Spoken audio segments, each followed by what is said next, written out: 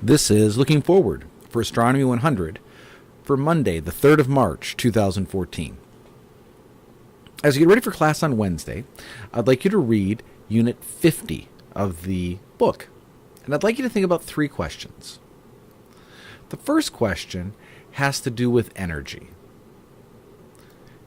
Is energy ever created or destroyed?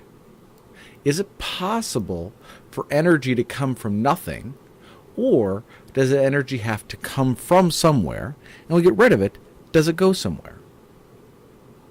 The second question I'd like you to think about is also related to energy. We call kinetic energy, by kinetic energy we mean the energy of movement. If we think of the energy of movement, imagine something that's coming along to hit you. What would that energy depend upon? Does it depend on how massive it is? In other words, if a mosquito came and hit you, or a Mack truck came to hit you, would there be a difference? Does that energy depend on the speed of the object? In other words, if something came to hit you like a marble and it was going 1 mile an hour, would it be different if we were going, let's say, 1,000 miles an hour? Is there anything else that energy depends upon? And the last thing, let's talk about an asteroid that might hit the Earth. Imagine an asteroid that's a sphere.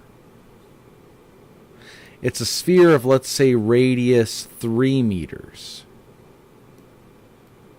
We know because it's rock that its density, rho, is 3,000 kilograms for every cubic meter of that rock.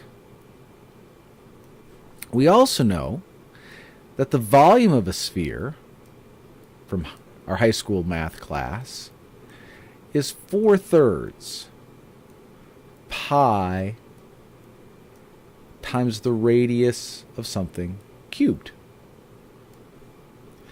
And lastly, we know that the mass of an object is its density times its volume. What would be the mass of this 3-meter asteroid? And if possible, convert that to tons, where basically a ton is 1,000 kilograms. We'll talk about energy, what energy depends upon, and what the impact of things like asteroids would be on the Earth when we get together on Wednesday. See you then.